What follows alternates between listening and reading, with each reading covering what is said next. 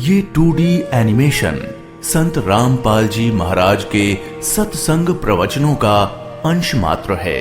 संपूर्ण आध्यात्मिक ज्ञान प्राप्त करने के लिए अवश्य सुनिए संत रामपाल जी महाराज जी के मंगल प्रवचन। आप संत रामपाल जी महाराज जी के मंगल प्रवचन संत रामपाल जी महाराज एप्लीकेशन पर भी सुन सकते हैं तथा उनके द्वारा लिखी पुस्तकें भी डाउनलोड कर सकते हैं।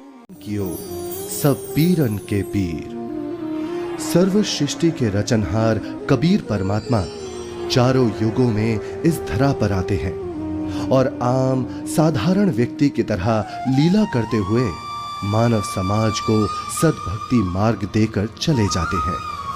आज से लगभग 600 वर्ष पूर्व कलयुग में अपने वास्तविक नाम कबीर नाम से सतलोक से चलकर कबीर प्रभु जी काशी के लहरतारा नामक तालाब में एक कमल के फूल पर सन 1398 ईस्वी संवत 1455 में ज्येष्ठ मास की पूर्णिमा को ब्रह्म मुहूर्त में प्रकट हुए थे।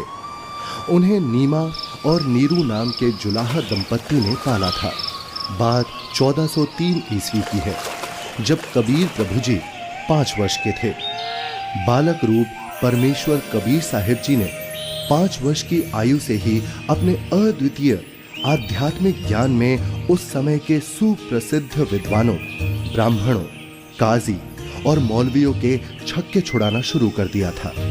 उन्हीं में से एक लीला है परमेश्वर कबीर जी द्वारा 104 वर्षीय काशी के सुप्रसिद्ध ब्राह्मण स्वामी रामानंद जी को गुरु धारण करने और उनको अपने अनमोल सत्य ज्ञान का उपदेश प्रदान करने की। रामानंद स्वामी जी रोज ब्रह्म मुहूर्त में गंगा घाट पर नहाने जाते थे।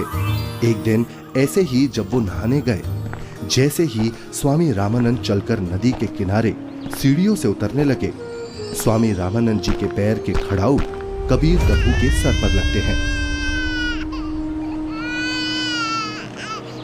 बालक कबीर जोर जोर से रोने लगे। रामानंद जी के चेहरे के भाव बदलकर चिंता वाले हो गए।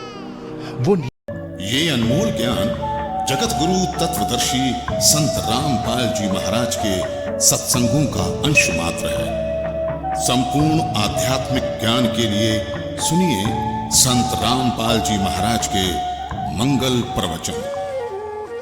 आप संत रामपाल जी महाराज जी के मंगल प्रवचन संत रामपाल जी महाराज एप्लीकेशन पर भी सुन सकते हैं तथा उनके द्वारा लिखी पुस्तकें भी डाउनलोड कर सकते हैं।